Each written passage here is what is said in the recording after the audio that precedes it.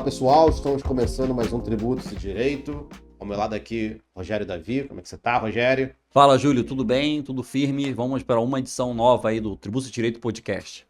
E hoje eu tô aqui com uma pessoa, a gente tá com uma pessoa especial, Super né? especial, sem Minha dúvida nenhuma. amiga, Érica Barreto. Como é que você tá, Érica? Oi, Júlio, Rogério, tudo bem? Prazer estar aqui, agradecer pelo convite. Júlio é mais que meu amigo, né? Estamos aí junto há quanto tempo? Opa! 18 anos. 18 anos, Estamos né, junto para Érica? 19. Tomou posse junto lá em Brasília. 7 de maio de 2007. Engraçado, esse ano eu não fiz nenhuma postagem no Instagram. Ficamos maiores esse ano, maiores de Fica idade. aí. Ia ter até festa, mas não teve. Não teve, né? É mesmo, devia ter feito uma festa. Maior 18 idade. anos de procuradoria. Estamos caramba. juntos há muito tempo, né, Júlio? Muito Agora, tempo. cada um num caminho na procuradoria, mas sempre amigos. Falando nisso, Érica Barreto é procuradora da Fazenda Nacional, chefe da dívida de negociação da PFN. Então, hoje o tema promete, né, Rogério? Negociação. O pessoal que vem aqui fica com muita dúvida sobre esse tema. Mestre na UERJ em Finanças Públicas, Tributação e Desenvolvimento também. Estivemos juntos lá, né, Érica? A gente Também. não está se encontrando em muitos lugares, né? E a Érica hoje faz parte desse núcleo de negociação. E essa polêmica, né, Érica? Porque a negociação e a transação, elas vêm num contexto de que o judiciário não aguenta mais tanto litígio, os contribuintes não aguentam mais litígio, a própria União, né, tem esse monte de execução fiscal para lidar, e a transação vem nesse contexto, né, da PGFN. Eu queria que você falasse um pouco de o que na verdade é esse âmbito de negociação que a PGFN atua, para que as pessoas possam ter mais uma noção do que é isso. Uhum. Veja, Júlio, a política de transação, se a gente for para pensar, ela tem só 5 anos, né? E ela é uma criança, tá? Começando a aprender a ler e escrever. E ela estava lá no CTN, esquecida.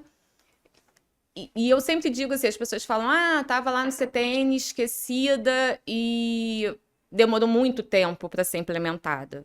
Eu discordo um pouco, assim, eu acho que demorou muito tempo, mas foi um tempo necessário ao amadurecimento da comunidade jurídica como um todo, né? Eu costumo brincar aquela música, você não sabe o quanto eu caminhei para chegar até aqui, né? A gente estava falando aí de quase 20 anos de procuradoria, lembra quando a gente tomou posse? A gente entrou numa sala enorme, deram uma pilha de processo físico para cada um e falaram assim, o que tiver decisão você recorre, o que não tiver decisão você toca para frente, pouco importando qual era a qualidade daquele processo, do que a gente podia extrair dali. E nesses quase 20 anos de procuradoria, o que a gente vê é que não chega mais essa pilha de processos para a gente, que nós escolhemos os nossos processos, nós estamos escolhendo nossas batalhas.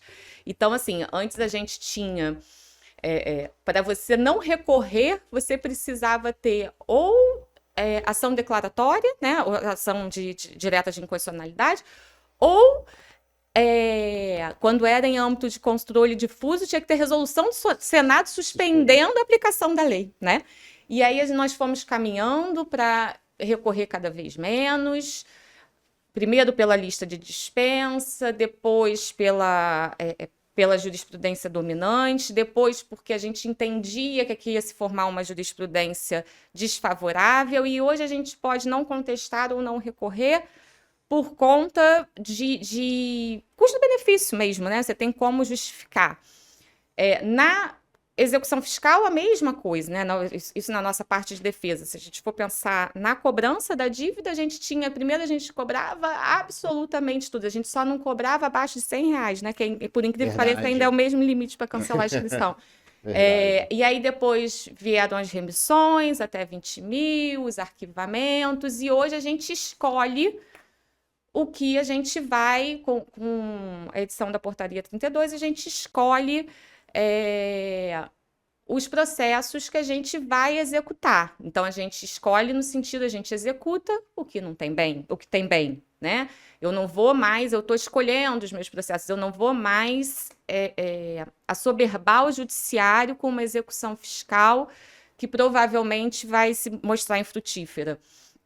Então, é óbvio que ainda tem muita execução fiscal, óbvio que a gente está, ainda tem muito para caminhar, mas hoje a gente tem um cenário de desconstrução daquele mito da indisponibilidade do interesse público que a gente não tinha lá atrás. Não sei se seria uma política pública tão exitosa se a gente ainda tivesse aquele conceito lá de trás, né? Então, nesse âmbito aí de justiça multiportas, de como você pode levar outras soluções, a gente teve a instituição da lei da transação. E até é engraçado assim, que eu também gosto de dizer isso, não foi simplesmente uma vontade política. A gente teve um movimento anterior, que foi lá a classificação do estoque da dívida, porque sempre tinha aquele discurso que nos causava muito incômodo, né? A Procuradoria recupera 0,001 do estoque. Mas de que estoque eu estou falando? Né? Eu consigo recuperar esse trilhão de dívida ativa? Ou desse trilhão de dívida ativa, o que é recuperável? O que não é recuperável? E aí a gente começou, tal como qualquer empresa faz ali, né? Qualquer banco faz, isso aqui eu vou conseguir recuperar, isso aqui eu vou botar a fundo perdido. A gente fez lá, a gente estudou o nosso estoque da dívida, a gente tem uma portaria do Ministério da Fazenda que classifica os créditos pela sua recuperabilidade, e assim a gente conseguiu ter um ambiente para aprovar no âmbito federal a Lei 13988, que é a lei que instituiu a transação no âmbito federal. A gente tem muitas leis, essa lei não necessariamente ela é replicada, porque cada entidade da federação está atuando de um jeito, né? Cada uma transaciona de uma forma, escolhe seus parâmetros, seus critérios, mas o fato é que em 5 anos a gente começou a ver a expansão da política pública, uma política pública que tem dado muito certo. O município do Rio de Janeiro tem feito transação com muito sucesso, o estado do Rio... Ainda, né? Não sei por quê, né? O que falta para essa lei de transação sair, tem um apelo da comunidade jurídica para que isso aconteça, e a gente ainda não tem lei de transação. Só para registrar que a gente está gravando no dia 25 de setembro, né? Pode ser que quando vá pro ar já tenha saído. Porque tem convênio com o FAS e está na LERJ então... tramitando o projeto de lei. Então, vai daqui, sai amanhã, né? Aí o pessoal está desatualizado. Então, dia 25 de setembro não tem ainda. E se sair amanhã, é sinal que a gente é pé quente. Vamos torcer para que isso aconteça, então. Sinal que tem alguém assistindo o podcast. Né? Enfim. Então, assim, a lei de transação ela tem sido, sim, uma política pública muito exitosa. A gente conseguiu, com a lei de transação, e digo mais, ela tem se demonstrado mais que isso. A gente gosta muito de comparar o refis com a transação. Ela tem se demonstrado uma política pública mais flexível, porque a gente consegue atender situações muito específicas. Então, o exemplo para a gente lá na Procuradoria foi mais marcante, mais emblemático, foi o edital de transação feito especificamente para as empresas afetadas pela enchente do Rio Grande do Sul. Então, a gente consegue dar uma condição diferenciada. Agora a gente tem aí o programa Mais Médicos, né, mais especialistas, que é uma outra forma de transação, que é o governo permitindo que os hospitais particulares prestem serviço para a população e abatam o seu crédito escrito em dívida. Então a gente vê que ela não é só uma forma de extinção de litígio tributário, ela tem vindo, e a arrecadação tributária, ela tem vindo para dar soluções muito específicas para problemas setoriais, pontuais, e eu acredito, assim, que esses 5 anos têm sido muito exitosos. Esse edital dos mais médicos aí, eu tô muitos anos atrás eu vi o Everardo Maciel, que já foi ministro da Fazenda, né?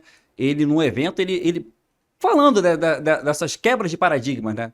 A empresa que tem dívida com o poder público não pode contratar com o poder público, porque falta regularidade fiscal. Não seria o contrário?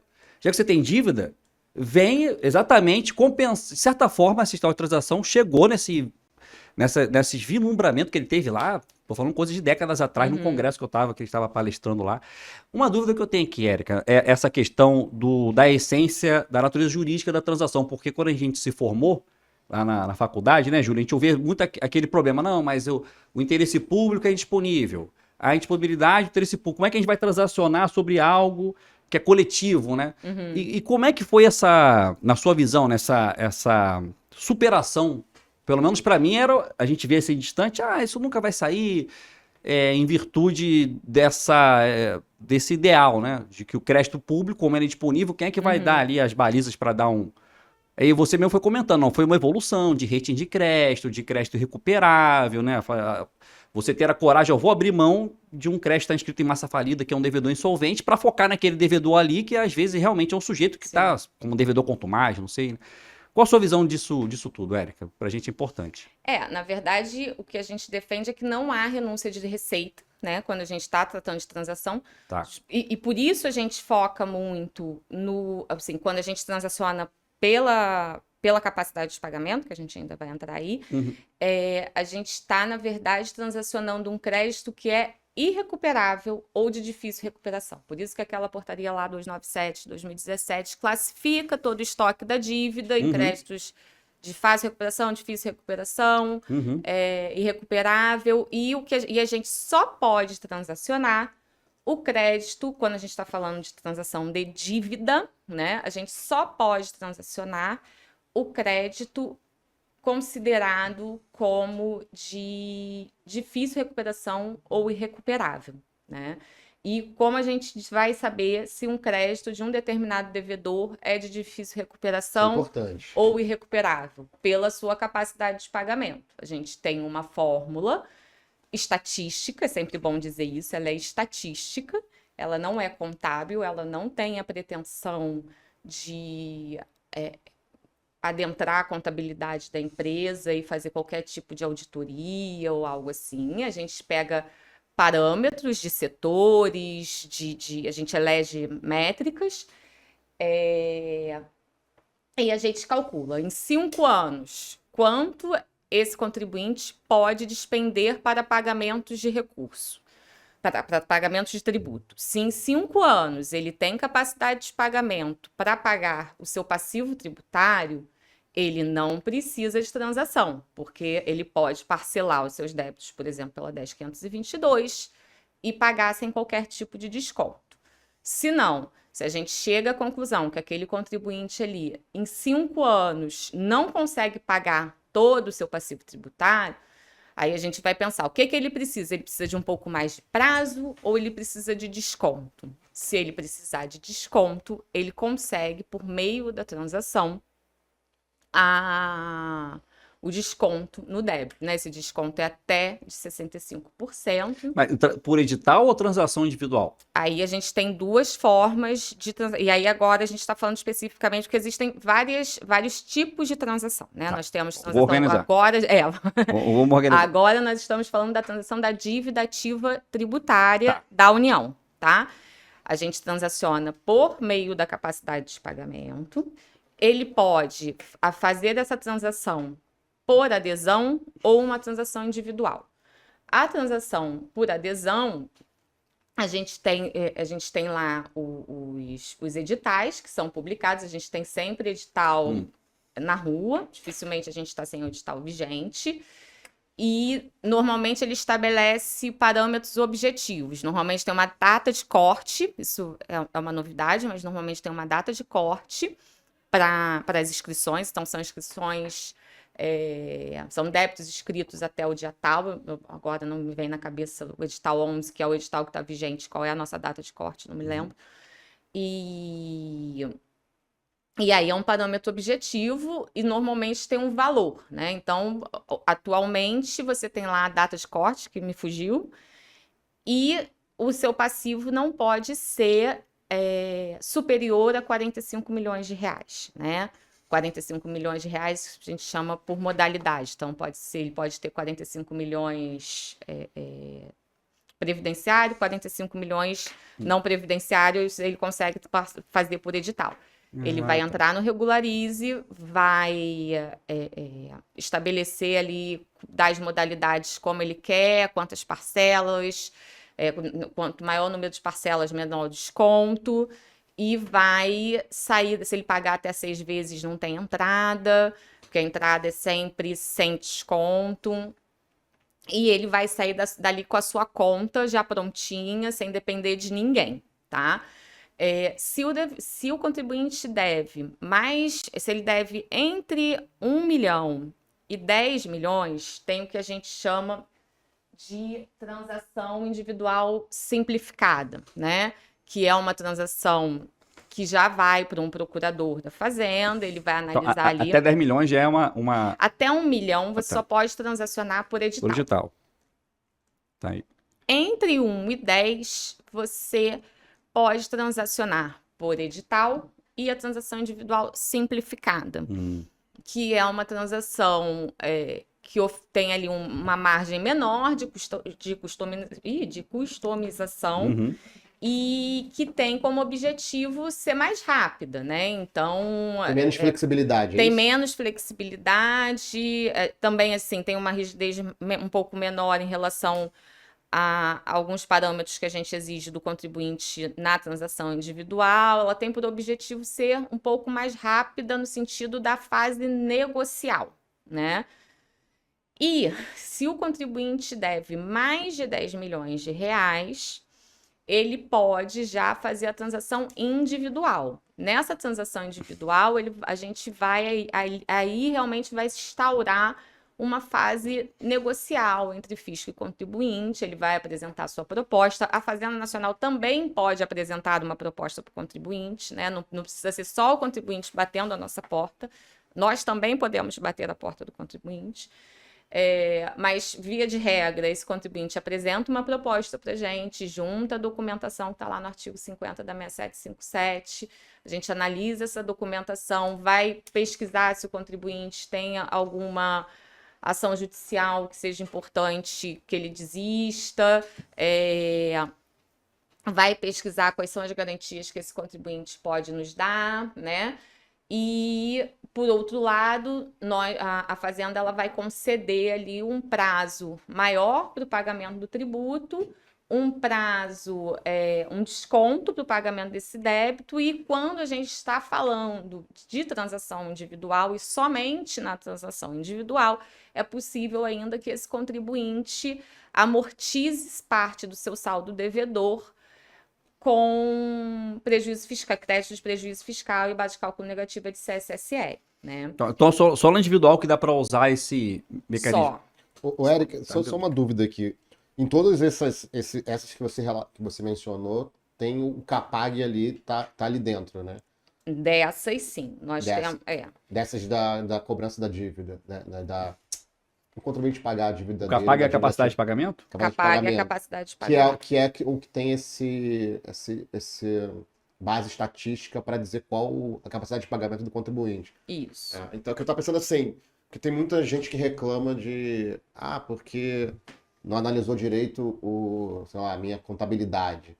E aí você falou que não é preciso, isso não precisa, porque é baseado em estatística do setor. Aí me veio aqui a cabeça assim, realmente faz sentido que você está com um instrumento que tem a questão também de preservar a igualdade, né, em relação aos outros, e tem a questão de tentar o máximo possível captar aquele indivíduo, né, os problemas daquele indivíduo. Então, ele meio que mescla isso. Então, não há necessidade de individualmente olhar aquele balanço item por item, até porque isso é impossível, né? Isso pode vir a acontecer se o contribuinte, o contribuinte acesso regularize e vai ter lá qual é a sua capacidade de pagamento estimada pela Procuradoria. Se por qualquer motivo, e essa capacidade de pagamento ela serve tanto para a transação do contribuinte na Procuradoria quanto na Receita Federal. Os dois órgãos usam a mesma capacidade de pagamento. E se o contribuinte entrou lá no Regularize e entendeu que aquela CAPAG estimada não é a CAPAG que a gente chama de efetiva, ele pode entrar com um pedido de revisão de capacidade de pagamento, que está previsto no artigo 27, seguintes da portaria 6757. E, na verdade, assim, a capacidade de pagamento estimada, presumida, ela é uma regra de praticabilidade, porque é isso, é impossível eu ir empresa a empresa para saber qual é a sua capacidade de pagamento real. Quando eu vou Para a revisão de capacidade de pagamento, para esse procedimento de revisão de capacidade de pagamento, aí eu já vou olhar, embora não seja uma análise, ainda não é uma análise contábil, na verdade eu vou ver qual é as suas justificativas para me dizer que determinadas receitas, determinadas rubricas orçamentárias não são ali não estão disponíveis para pagamento de tributo, basicamente não é uma justificativa meramente contábil, é uma justificativa muitas vezes jurídica, mas eu vou entrar ali na análise do faturamento daquela empresa, não necessariamente dos balanços, mas é do faturamento. Você me explica aqui como a sua empresa funciona. Por que você, por exemplo, está investindo tanto em publicidade, né? Você está investindo, sei lá, milhões em publicidade e está aqui com dezenas de milhões em dívida de tributo. Você não pode diminuir um pouquinho aqui esse investimento em publicidade, né? Óbvio que não é tão superficial assim. Mas é isso, a gente vai analisando despesa a despesa, receita por receita, para entender a justificativa daquele contribuinte, por que não está dando, né? Por que não está sobrando dinheiro para se fazer frente à sua obrigação constitucional de pagar tributo, né?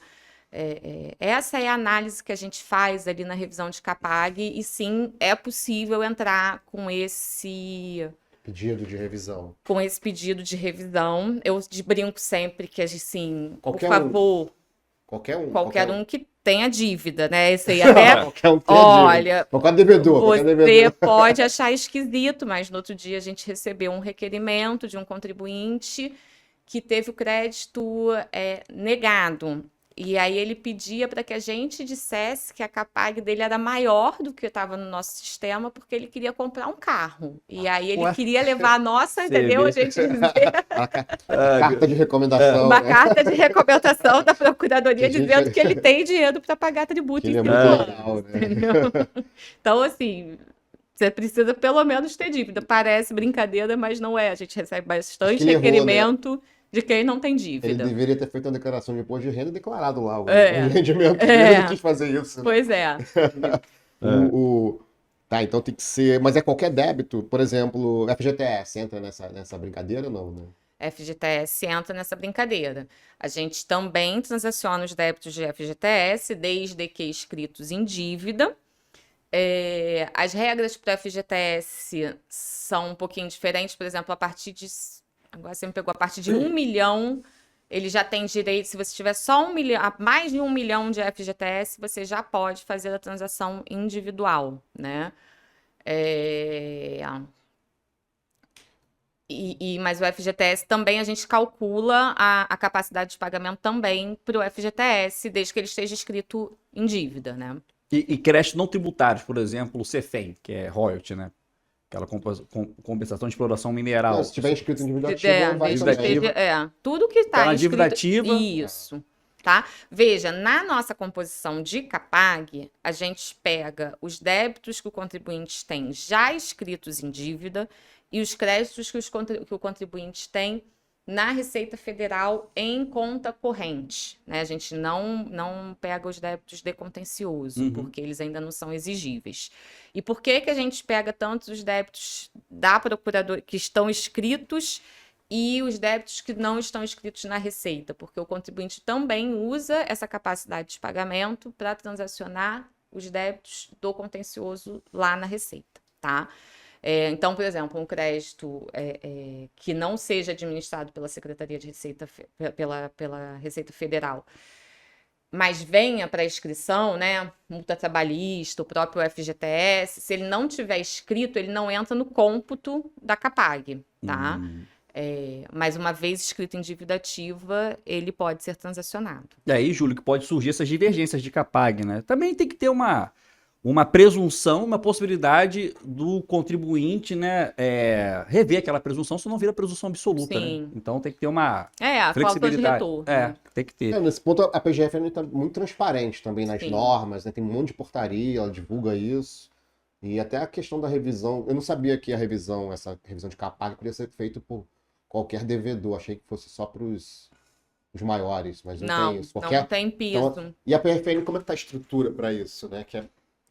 É. Como é que funciona a cronologia? É por ordem cronológica. Cara, ali. eu vi essa fórmula recentemente, pô, cara, desse tamanho a fórmula, cara, pra achar a capacidade de pagamento, é enorme, cara. Enorme. Porque o controle é estimativa. Não me né? peça para Estatística. explicar. não, é. É estatística, né? Aí É, é outro não, é. departamento. Um monte de nós X, temos- Y, não sei o quê. Nós temos colegas formados em análise de dados, né? Isso é importante falar. Não, nós temos colegas, nós Não é à temos. toa, não é? Não, a gente tem um laboratório de análise de dados dentro da Procuradoria da Fazenda. E são esses colegas e esse laboratório responsável por tanto formular a fórmula como aplicá-la, né?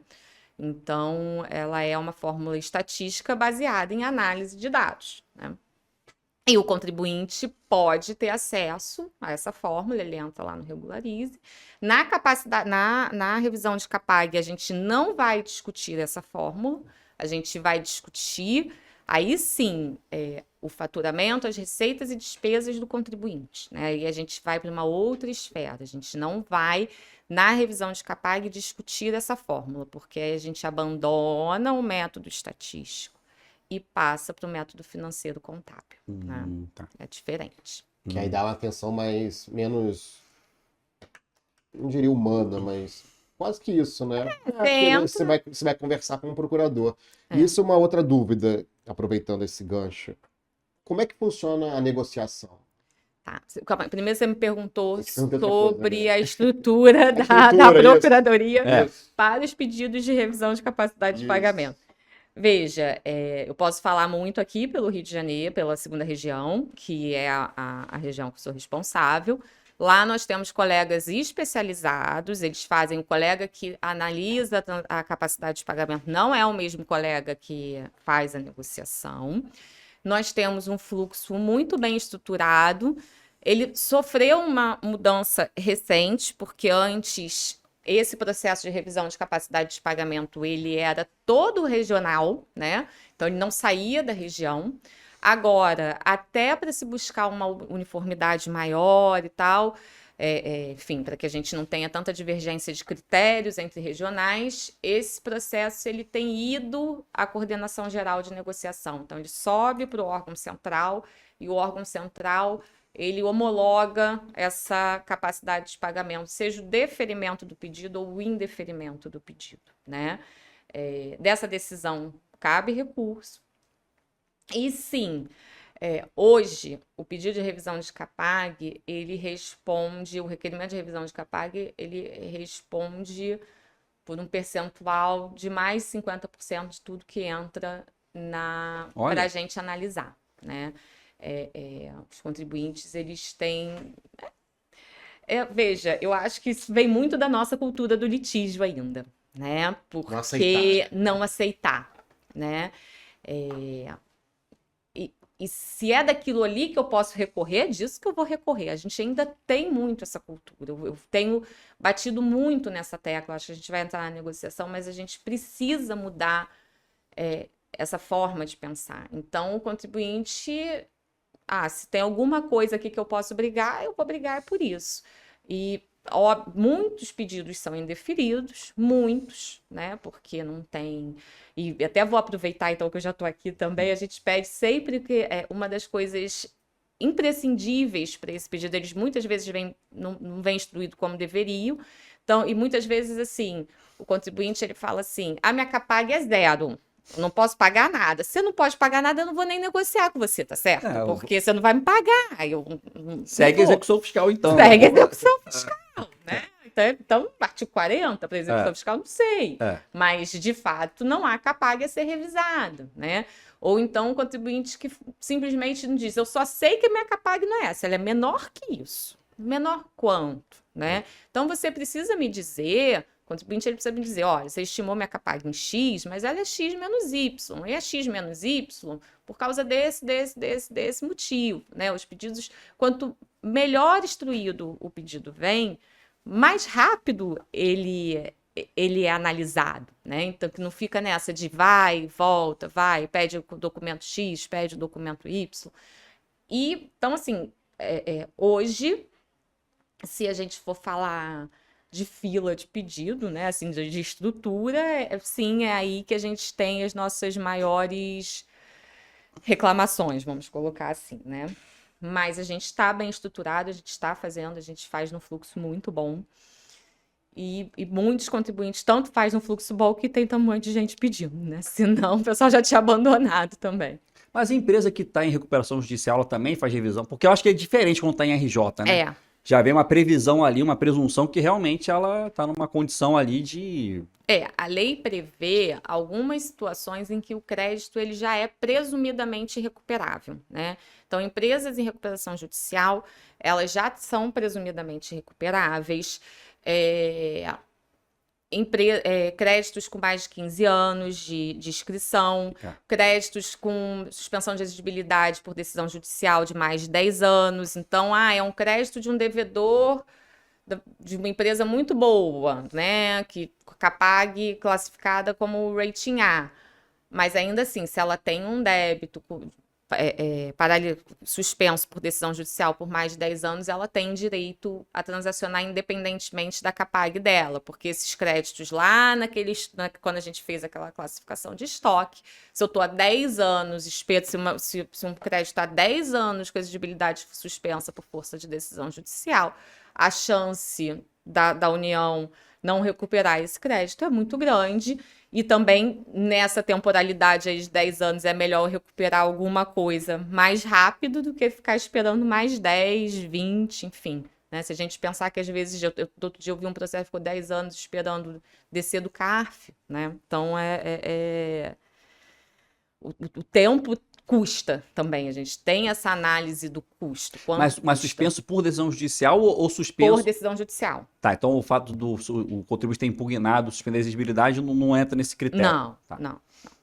E... que não necessariamente esse tempo, porque quem tá nos assistindo pode achar assim, pô, mas tá 10 anos ali, então tá prescrito.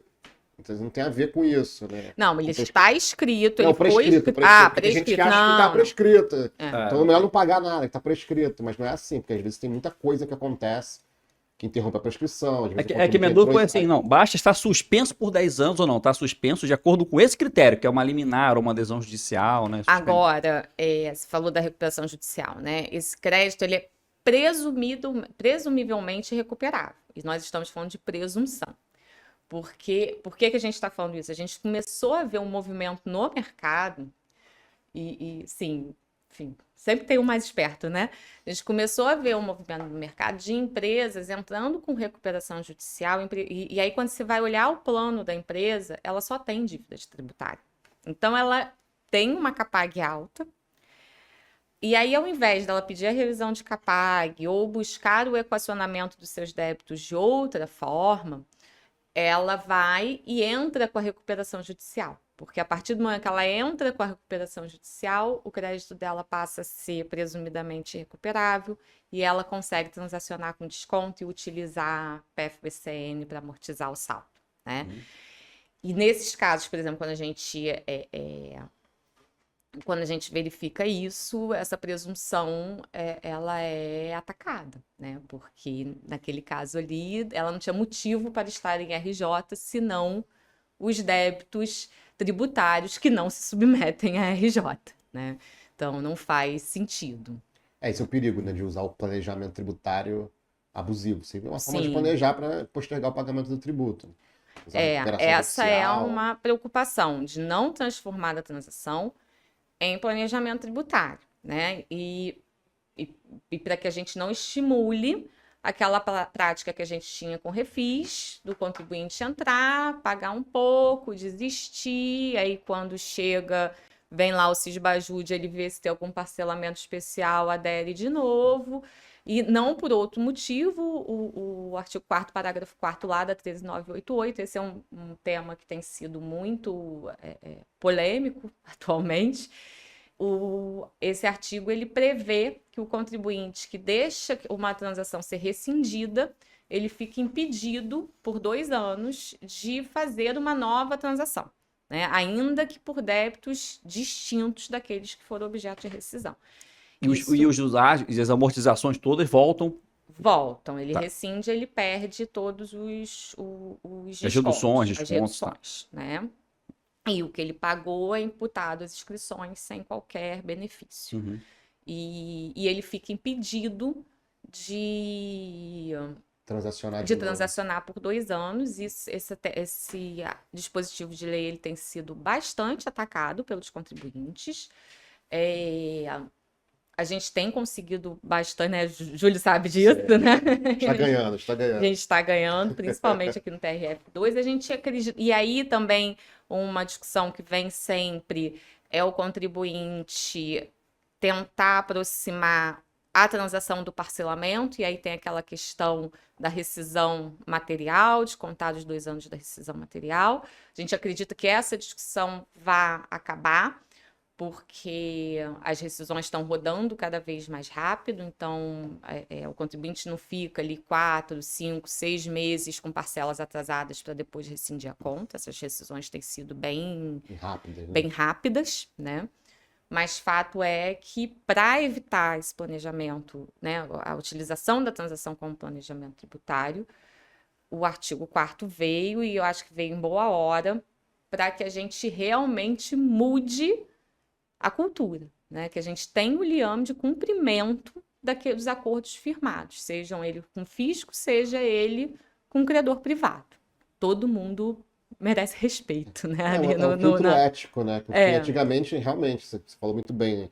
A pessoa entrava naquele refis, aquele primeiro refis, então, que ele era um percentual Do faturamento, né? que nunca pagava nem os juros, a pessoa ficava anos ali. Acho que ainda deve ter empresa ainda com esse Temos primeiro refis. algumas, e a gente tem lá a discussão do pagamento irrisório, né? Porque a empresa paga que não paga nem os juros, e essas empresas estão sendo, algumas delas, mantidas por força de decisão judicial, né? Essas poderiam negociar, de repente? Mas eu não vou negociar nunca, cara. Então, feliz da vida lá do refis lá, isso daí não querem. Não querem se regularizar nesse ponto. É. Né? Esse é um problema. Ô, Érica, até pra gente não perder a oportunidade, fala pra gente como é que faz a negociação mesmo. Aquela assim, o procurador senta na mesa com o contribuinte, é isso que acontece? Na transação individual, sim. Né? Na transação por adesão, ele entra no sistema, adere e vai ser feliz lá com o DARF dele quitado. E na transação individual, o contribuinte apresenta uma proposta, nós analisamos essa proposta, analisamos toda a documentação. Algumas vezes, principalmente nos casos maiores, a gente, assim, mais imbricados, né? Maiores não necessariamente com débito maior, às vezes é até uma discussão com débito menor, mas que envolve ali questões outras de difícil solução. Nesses casos a gente tem sim, a gente pode ter reunião em qualquer caso, né? Mas a gente tem agendamento de audiência. O contribuinte ele tem direito, a gente tem uma portaria tratando, eu não sei o número da portaria, mas a gente tem uma portaria tratando do atendimento ao advogado. Ele pode requerer esse agendamento, a gente agenda, conversa. Às vezes nós mesmos tomamos a iniciativa de requerer, de pedir essa audiência, algo muito difícil, mas o procurador ele pode ir ao estabelecimento do contribuinte, ver se aquilo ali está daquele jeito mesmo, né? Tipo uma inspeção, né? Assim, na verdade, a negociação, ela assim, a gente acaba... Eu gosto muito de negociar, eu sempre negociei, enfim... E muito antes de transação, a gente já tinha lá aqui na segunda região, a gente tem muito hábito, a gente tinha o hábito de fazer negócio jurídico processual. De atender os advogados, né? Eu sempre atendi advogado.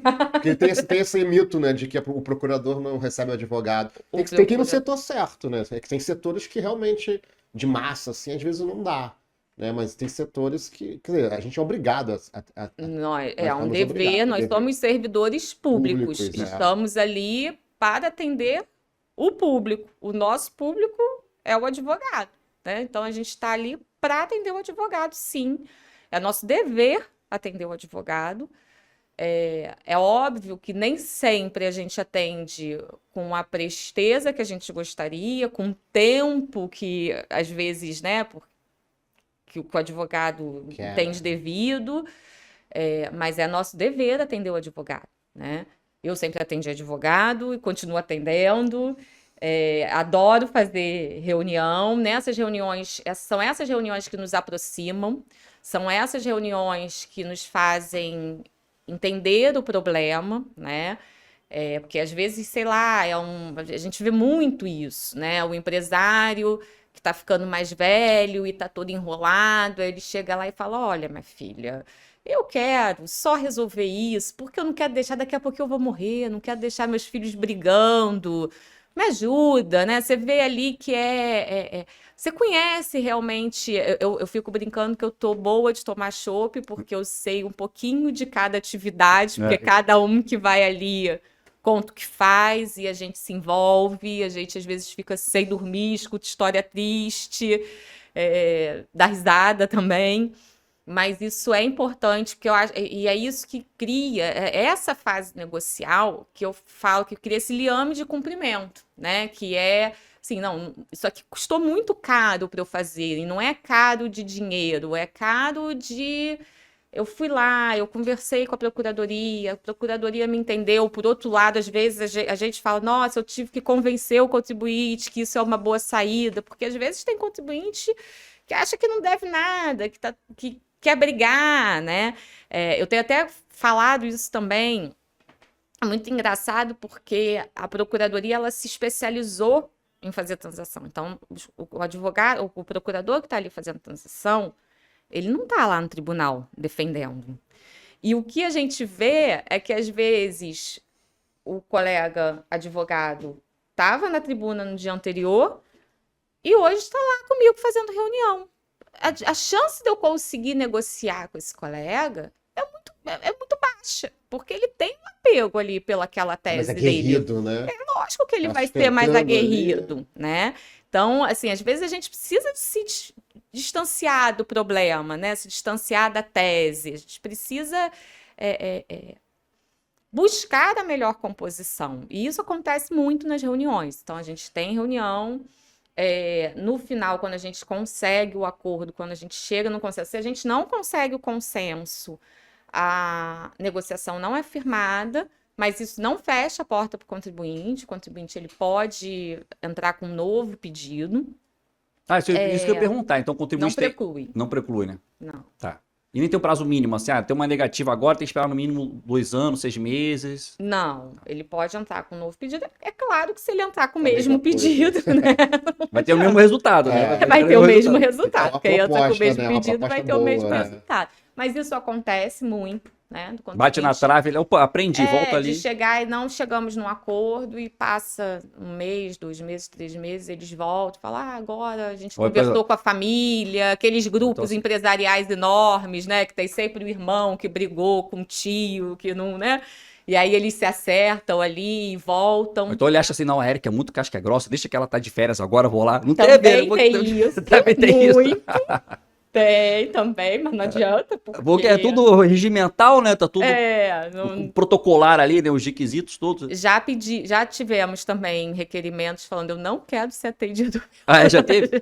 Mas tem margem discricionária, Érica? Assim, não tem, né? Não, tudo dentro de portaria, tá tudo... não. Veja, a gente tem uma margem negocial, né? Lógico que a transação, ela tem uma margem de discricionariedade, mas ela é um ato administrativo e, portanto, tem que ser motivado, né? Então, por que eu entendo? Isso vem muito, né? O contribuinte fala assim, porque todos os nossos termos são publicados, né? A gente publica, a gente tem um painel de negociação da Procuradoria da Fazenda, e o contribuinte pode entrar nesse painel de negociação, pesquisar lá e ele vai ver todos os termos de transação que foram firmados pelo país todo. Ele pode estudar aquilo, né? Pode estudar. Como é que é a linha, né, de negociação. Pode. E aí vem muito isso. Mas aqui você deu o prazo máximo e no meu caso você não está dando. Por quê? Né? A gente pode dar prazos diferentes, descontos diferentes, fazer um caso sem garantia e o outro com garantia. Isso é uma margem, está dentro da nossa margem negocial. O que a gente precisa fazer e sempre faz é motivar, né? Porque que eu não vou motivar porque que eu dei no outro, eu posso motivar porque que eu não estou dando para você, né? Eu tenho que motivar porque que eu estou dando para você. Mas, enfim, então, se a gente não chega num acordo, voltando lá ao trâmite, né? Se a gente não chega no acordo, o contribuinte pode entrar com uma nova proposta. Se a gente chega a um acordo, a gente faz um termo de transação, que é um contrato, né? Não é um contrato no sentido privado puro, porque tem várias obrigações ali de direito público que não tem natureza tão contratual assim. A gente faz um contrato, faz a conta lá do contribuinte no sistema, esse débito fica com a exigibilidade suspensa e ele pode ali seguir a vida dele com os créditos com a exigibilidade suspensa até a quitação, né? Érica,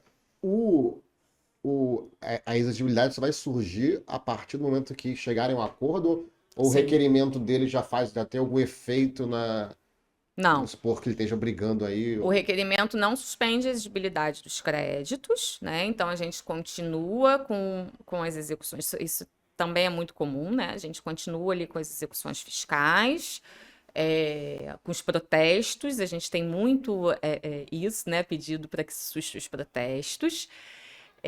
A gente tem, agora me fugiu o número do artigo, acho que é artigo, não sei se é 10 ou 17, enfim. Tem um artigo lá na portaria 6757, Deixa eu puxar pela memória aqui. que diz que a gente pode convencionar a suspensão dos processos, né? Mas no CPC lá, né? Não, tá na 13988. 3988? Tá, tá aberto aqui. E na 6757. Na lei de transação já tem essa previsão de poder. Podemos suspender o processo. Mas não é a exigibilidade do 151, né? Ou não? Não é exigibilidade. Vai suspender, né? o processo, mas é uma convenção, e isso não é a regra, tá? A gente costuma suspender, principalmente nos processos de transação individual, quando a gente já tem ali uma negociação mais madura, que a gente sabe que vai resultar ter um resultado positivo. Algumas vezes a gente tem pedido para que o contribuinte comece a depositar algum valor, né? Para mostrar boa fé. Para mostrar boa fé. Artigo 12 da 13988, tá com a previsão aqui. Fala que não suspende, mas o parágrafo primeiro fala que não afasta a possibilidade, né, de chegar por convenção. Por convenção. Isso. Até é importante, isso que você falou de, olha, não é a regra, porque senão a pessoa, vamos suspender a execução, vamos fazer requerimento. E aí suspende a execução, não teria sentido, né? A gente só vai suspender a exigibilidade do crédito depois que o contribuinte, na verdade, paga a primeira parcela do acordo, e aí esse crédito com a exigibilidade suspensa. Érica, assim, uma outra dúvida que eu tinha até dessa questão da negociação, como é que fica existe algum controle de transparência do que está sendo dito ali? Tipo, porque essa questão que a gente falou um pouco antes, de que o procurador antigamente recorria de tudo. Uhum. E esse recorrer de tudo era um pouco de medo de não ser punido. E hoje, então era quase que impossível um procurador chegar perto de um advogado. Porque dava muito trabalho também, né, Júlio? Vamos combinar. Não recorrer, dava mais trabalho não recorrer que recorrer, tinha que cancelar a inscrição. Tinha que fazer uma nota justificativa que você tinha que mandar até pro Vaticano, né? Eu não queria falar sobre isso. Eu não queria falar isso, mas tudo bem. É isso, agora tá melhor. Tipo de benção, né? Mas eu acho que antigamente, agora a remessa necessária é 1.000 salários mínimos. Antes era menor, vocês tinham mais ainda. Que agora deixa na remessa aqui que tá bom, não sei o que. Isso também. Mas eu fico pensando assim, você que está mais perto desse mundo, né, dos colegas procuradores que atuam nesse setor, existe assim uma segurança para eles sentar na mesa e negociar com o procurador? Porque eu fico pensando se não tem, já aconteceu alguma proposta assim mais uma proposta indecorosa, alguma coisa assim, que foge um pouco da legalidade. Júlio, veja, eu tenho quase 20 anos de procuradoria e eu posso dizer que eu nunca recebi uma proposta indecorosa, né? Eu não sei... porque a gente também não recebia de advogado. Não, mas eu sempre recebo, você sabe disso, eu sempre recebi advogada. Eu sempre fui chefe. Sim, eu sempre recebi advogado e eu nunca recebi uma proposta de advogado, contribuinte, porque também não é, enfim, eu gosto de pessoas, né? Então, eu falo com pessoas e converso com pessoas. Assim, mas a gente tem todo um procedimento aqui no Rio de Janeiro, aqui na 2ª região, Na negociação individual, né, na transação individual, nós atuamos por duplas, né, com duplas. Então, essas reuniões normalmente são feitas com uma dupla de colegas. A gente registra todos os nossos atos. A gente ainda tem, na verdade, uma falha que eu acho assim, que é no registro das audiências de não ter uma ata certinho, né? Mas a gente tem sempre registro das audiências, eu acho que a gente ainda tem que melhorar, mas a gente está caminhando. E assim, e tudo que a gente faz, tudo, absolutamente tudo, é registrado, até porque é isso, né? É uma atividade nova que a gente está aprendendo a fazer com o carro andando, onde, assim, o nosso volume, você brincou aí que eu sempre fui chefe, né? Eu sempre atuei em divisão estratégica, e na divisão estratégica você escolhe o que trabalhar, né? Agora eu estou numa divisão estratégica que simplesmente os requerimentos chegam, os advogados chegam, os contribuintes chegam. É um pouco diferente do ponto de vista do controle ali do seu volume de trabalho, né? Mas a gente tem registrar. E aí a minha preocupação, voltando, né? A minha preocupação é ter tudo muito bem historiado e muito bem detalhado, porque essa transação, a gente está falando de uma transação de 120 meses, 10 anos, né? E daqui a pouquinho me chega alguém lá e fala, mas por que foi assim? E a gente precisa ter tudo historiado. Então, tudo que é dito, concedido ou negado, a gente tem uma fundamentação e tem o registro. E Júlio, o contribuinte também, da perspectiva dele, ele vai ter que abrir informações sensíveis, né? Sim. Às vezes até umas questões ali inerentes ao segredo do negócio dele. Então ele também deve ficar receoso, né, de uma maneira de tratar essas informações. Acho que o receio dos dois lados, né? Da PGFN em si, documentar, como você falou, né? Tá tudo registrado ali para dizer por que foi, por que não foi. E o contribuinte também para saber se ele teve alguma informação dele ali que foi tratada de maneira indecorosa, vamos dizer assim, né? Que eu sei que não é o escopo, mas ele também fica precavido, né, com relação a isso. Você está tocando num ponto muito importante, porque às vezes isso é uma preocupação real, né? O contribuinte ele vem, ele abre os seus dados, abre o seu segredo, e a gente precisa, e não por outro motivo, todos esses processos são sigilosos, os processos da transação, porque tanto envolve questões, a gente tem sigilo profissional, porque envolve algumas questões estratégicas nossas, e a gente tem o sigilo ali da situação financeira, econômica e empresarial do contribuinte, né? Mais até do que o sigilo fiscal, porque o sigilo fiscal a gente já, né? E a gente tem sempre um compromisso ético, né? De não pegar aqueles dados que o contribuinte traz para colocar, por exemplo, numa investigação fiscal, né? Porque você pode sentar comigo e falar, olha, eu faço parte de um grupo econômico aqui e tal, que vocês nunca alcançaram. Eu não poderia depois pegar aquelas informações e lançar uma... E aí a gente não fez negócio. Eu não posso pegar aquelas informações e lançar numa operação de fraude fiscal estruturada, né? De combate à fraude. Eu não posso fazer isso. Eu tenho que ter o compromisso ético de utilizar aquelas informações apenas para o processo de negociação. Então, não por outro motivo, os processos são sigilosos, né? O termo não. O termo de transação, os seus anexos, as contas de transação, essas são públicas e publicadas, né? Mas O que é dito e falado ali, isso aí, que é sigiloso. reduzido a termo, isso fica guardado pelo sigilo. Isso. Só quem tem acesso são vocês, né, ali do núcleo. Isso. Essas empresas, por núcleo. exemplo... Do núcleo. Não é nem nem aberta para a procuradoria, só para aquele núcleo ali.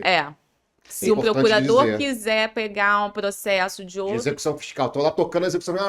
Tem umas informações no negócio que eu vou usar, não pode. Não pode. Tá vendo? É isso aí. E no ambiente da procuradoria, não precisa ser o representante legal, pode ser um procurador, né? Com poderes para fazer transação, ou não, tem que ser o sócio. Pode. Não, na verdade você propõe pelo Regularize, e no Regularize ali você tem o seu, basta ser representante legal para ter a capacidade de propor. Agora, se não for o representante legal e a gente estiver falando de um advogado, ele precisa ter Poderes e tudo. procuração, porque a gente tem visto isso também, algumas pessoas entrando com a proposta de transação, e quando a gente pede a procuração, Não tem poder. some.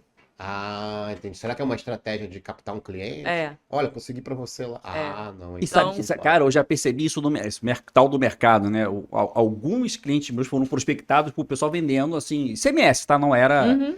Mas não, tem eu já também, saquei tudo. quando o cliente manda um e-mail, com o code message que eles mandam, né? Eu já percebo logo que é por aí. Mas qual era o meu ponto em perguntar sobre essa questão do representante legal? No momento da transação, por exemplo, vamos imaginar uma empresa que quer fazer uma transação individual, mas aquele controle assim que está em offshore, que você não consegue saber quem é a pessoa física, o real beneficiário ali. Para o Instituto da Transação, isso é uma condição? Chega assim, não, mas eu quero saber quem é essa pessoa. Pode ser pessoa lá uma fora. condição. Pode ser. Né? Pode. Aí depende muito da análise do caso concreto, do que a gente está tratando, porque a gente, na transação, a gente pede que venha ali os reais beneficiários daquele negócio, né? Então, isso pode ser uma condição, sim. E outra coisa aqui, a gente até conversou aqui antes, né, Érica? Na Secretaria da Receita Federal também tem um ambiente de transação, mas ela não tem condição de transacionar sem estar no contencioso. Eu entendi certo mesmo? Entendeu certo. A Receita Federal, ela transaciona débitos. Você pode fazer transação individual na Receita. A gente pode fazer uma transação individual conjunta também, Receita mais Procuradoria. É mais difícil de acontecer, mas acontece. Eu já celebrei uma. Mas na Receita, eles vão transacionar o que está em contencioso. O que já está em cobrança não é possível de ser transacionado na Receita. Aí, por exemplo, o débito que está lá, o sujeito não tem nada impugnável. Veja, não pode... não pode nesse tipo específico de transação, né? Quando a gente trata de PTI, por exemplo, ele já vai poder transacionar desde que tenha antitransacional. Eu não sei, eu acho que não precisa... Agora você me pegou. Eu acho que não precisa estar com a exigibilidade suspensa, pode estar só no conta corrente. Não, porque exatamente isso. Eu vi não tenho contribuinte disso que eu tô falando. Que ele tem vários parcelamentos, mas não tem nada na PGFN, não está em dívida ativa, está até regular, mas ele está sufocado, está por aqui já. E ele veio me perguntar sobre a transação, eu falei, pelo que eu estou analisando, você não tem nenhum... Só se você forçar um contencioso, você tem que criar um contencioso, fazer uma impugnação, que não tem como, né? Que é parcelamento, já é confusão de dívida, né? Na verdade, a Receita, quando... nesse caso, está parcelado. Se está parcelado, provavelmente você teria que ver, inclusive, qual é a capacidade de pagamento dele para ver se ele tem direito ou não a essa transação. Eu já vi. Exatamente. Coincidente de ver que a quantidade de pagamento é exatamente o valor da dívida. Então ele não tem direito. Coincidência. Mas se o débito está parcelado, esse débito já está com a exigibilidade suspensa. Mas se o débito tivesse em cobrança, a Receita ela tem que mandar esse débito para execução em dívida ativa em 90 dias. Mas sabe o que eu acho, Érica? Eu acho que os legisladores pensaram o seguinte: se eu abro essa transação para quem não tem no administrativo, né? Não na PGFN, né? Para quem não tem contencioso, ninguém mais paga imposto. Então vai todo mundo, então não paga, um dia eu vou lá fazer a transação e apareceu um monte de pessoal, influencer tributário molezinha, igual o Gabriel Quitania fala, né? Tá cheio de influencer tributário molezinha, não pague mais imposto. Outro dia eu vi, até minha mãe me mandou, cara ensinando a sonegar, mas sem menor vergonha. Vou te ensinar a sonegar. O cara falou, vou te mandar, Júlio, link. Isso é crime, não é crime? Acho que é, né? O influencer... não é minha. Mas deve ser crime. Cara, que influenciador é isso? O cara falou com todas as palavras. Com o negócio de... Apologia é um crime, né? No mínimo. Eu espero que eu não esteja falando uma besteira muito grande. Sonegar negócio de locação de imóveis. Eu falei, que é isso, gente? O pessoal perdeu as estribeiras, o pessoal na rede social. Não tá? O pessoal perdeu completamente o senso do ridículo. Não sei o que tá acontecendo. Até a hora de tomar um processo criminal aí, né? Eles estão preocupados com o sistema da Receita, que vai cruzar os dados dos locatários. O CPF dos imóveis e tal. Poder sonegar, né? Galera que recebeu. Mas o cara fala, vou te ensinar a sonegar com todas as palavras. Que é isso? Não, pra mim... Tá demais, sabe? O Instagram tá demais. Uma notificaçãozinha aí de alguém. da Receita, ou da Pô. MPF. É porque a gente que trabalha aqui do lado, assim, pô, técnico, sério, só fica vendo aquilo aí, chega pra você tem que ficar rebatendo. Pô, Não, porque mãe, seu filho é advogado tributarista, mãe, pelo amor de Deus, vai ficar ouvindo coisa de Instagram. Não, e chega o cliente aqui e vai falar, eu quero isso. Aí você vai falar, mas Quero isso sonegar. não pode, né? O Júlio viu, né, uma vez um cara falando, não, para não pagar imposto, No no Instagram um cara também, né? Eu falei, não, mas a Procuradoria está sempre atenta a tudo isso aí para poder... Até uma questão de cidadania fiscal, de educar as pessoas, Sim. né? A Erika falou que a gente tem que começar uma cultura de menos litígio, senão vai transferir todo o litígio do judiciário para o setor administrativo, para a Procuradoria, para a Receita. E a ideia não é essa, a ideia é chegar a um consenso e encerrar o litígio.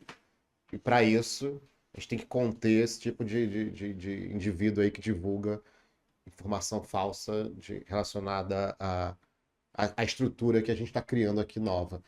Ô, Érica, nosso tempo está esgotado. Né? Poxa O vida. Fabiana já está acenando ali, que já tem mais de uma hora. Voou, hein? Caramba. Voou, eu falei que ia voar, né? Voou, a gente nem percebeu.